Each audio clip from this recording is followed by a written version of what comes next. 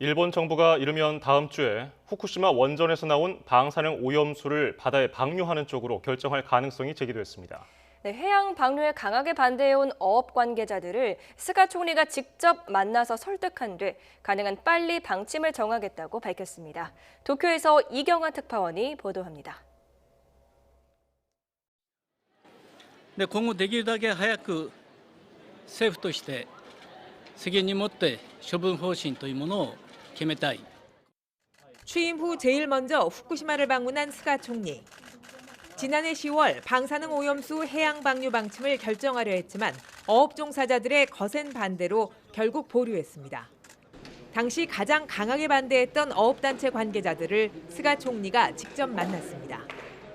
해양 방류가 가장 현실적인 처리 방법이라며 정부 방침을 결정하고 싶다고 설득한 겁니다.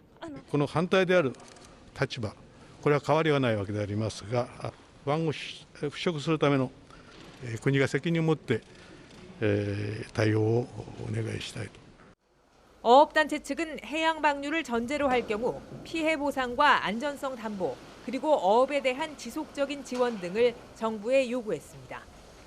담당 부서인 경제산업성 장관은 총리 면담 후 기자회견에서 지난해 가을 이후 어업단체를 상대로 오염수 처리 문제를 계속 협의했다고 밝혔습니다.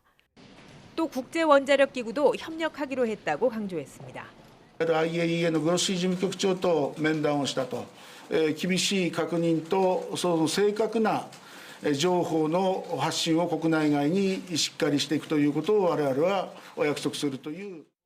스가 총리는 이번 면담 내용을 반영해 빠른 시일 안에 오염수 처리 방침을 판단하겠다고 밝혔습니다.